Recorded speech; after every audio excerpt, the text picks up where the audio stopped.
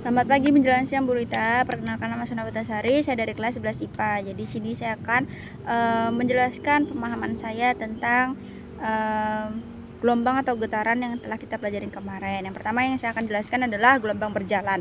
Gelombang berjalan itu adalah getaran yang memiliki amplitudo yang tetap. Amplitudo itu apa sih? Jadi kan getaran tuh kan gelombang ya. Jadi amplitudo itu adalah simpangan terjauh dari titik keseimbangan. Jadi contoh amplitudo itu adalah kan satu gelombang itu memiliki satu lembah dan satu bukit. Nah, sebenarnya dalam gelombang itu nggak ditulis tuh garis seimbangnya. Cuman kalau misalnya kita mau gambar itu tuh bisa kita tulis untuk mempermudah kita untuk melihat gelombang itu mana lembahnya, mana bukitnya. Terus kalau misalnya kita ngitung tuh juga bisa lebih mudah. Jadi misalnya satu gelombang tuh di tengah-tengah itu pasti kita tarik garis lurus, itu yang namanya titik keseimbangan. Jadi amplitudo itu adalah kan simpangan terjauh. Nah dari titik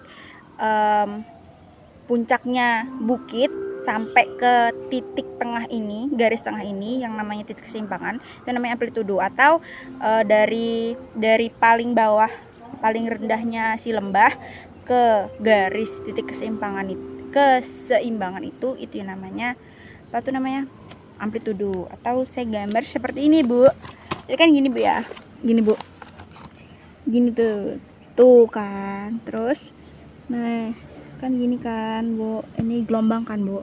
Terus amplitudo itu dari sini ke garis tengah ini, atau dari sini, dari bawah ini ke garis tengah ini.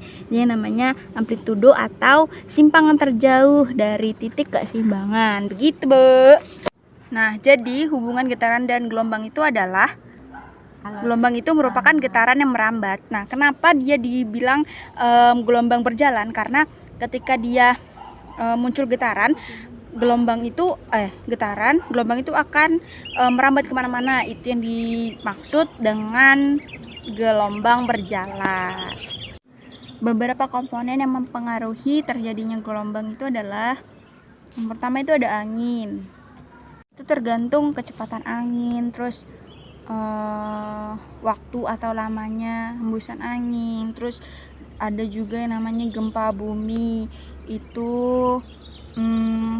tergantung anunya tsunami gitu. Selain itu juga ada geometri laut, itu tergantung bentuk pantainya itu gimana, besar kecilnya pantai itu bagaimana gitu. Terus contoh realnya gelombang berjalan itu ada di ketika kita misalnya mainin tali itu ya, kita gini-giniin, itu kan akan bentuk gelombang-gelombang gini. Tuh namanya gelombang berjalan karena dia akan merambat kemana-mana sampai ujung, terus nanti dia balik lagi gitu. Nah ingat ya, gelombang berjalan itu adalah gelombang yang memiliki amplitudo tetap. Jadi dia sama antara bukit ke titik keseimbangan, dan ini itu bentuk melengkungannya itu sama gitu. Oke, selanjutnya adalah pembahasan tentang gelombang stasioner. Gelombang stasioner adalah gelombang yang memiliki amplitudo yang berubah-ubah atau dia tidak tetap. Selanjutnya, misal tuh ada contoh soal begini. Sejumlah gelombang berjalan memiliki persamaan Y sama dengan 0,4 sin Pi 20T tambah X dalam satuan meter.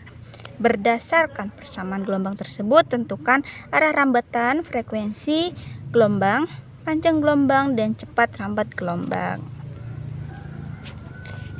Nah, kita ketahui bahwa yang diketahui itu adalah ini ya. Ya, terus ini bisa juga kita jadikan seperti ini.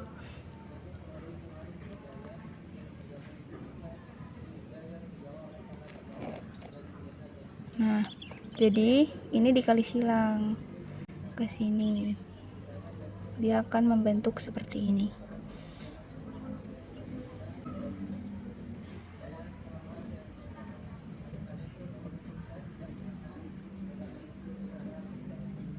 Oke. Atau ini Ini adalah A-nya.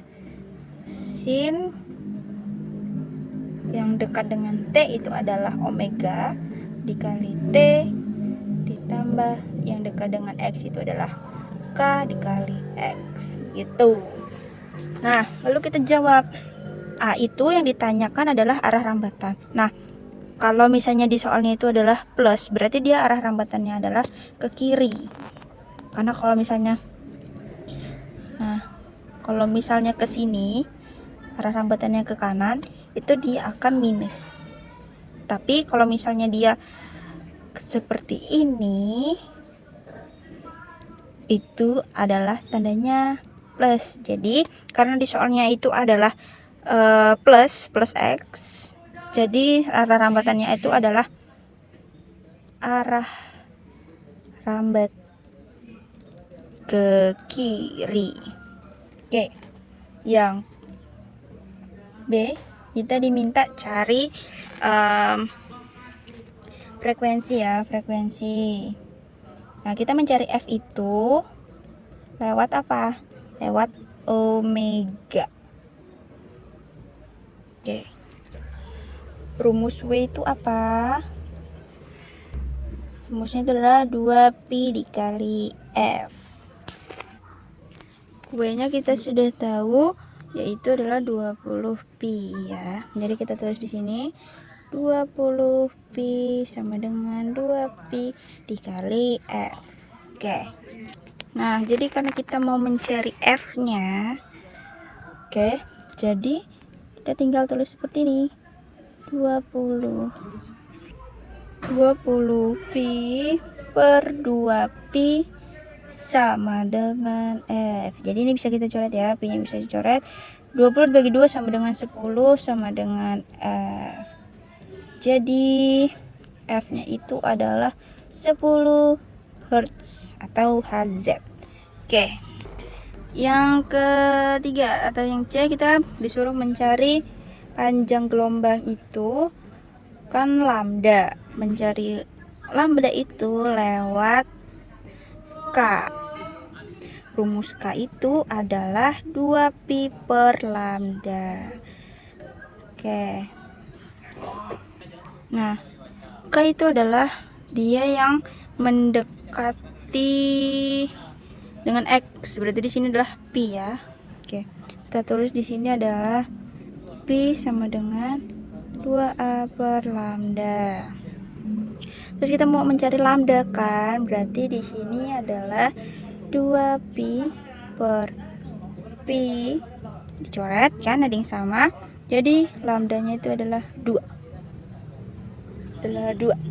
dalam satuan meter. Oke, kita lanjut. Kita akan mencari cepat rambat gelombang yang D. Rumusnya itu adalah V kecil lambda per frekuensi. Lambda tadi kita udah ketemu ya, itu 2m. Frekuensinya 10 Hz. 10 Hz. Nah, berapa nih? 2 dikali 10, 20. Satuannya adalah meter per second. Tulis kesimpulannya aja di cepat rambat gelombang adalah 20 meter per second. Selesai. Gitu, terima kasih. Oke Bu, cukup sekian dari saya. Terima kasih.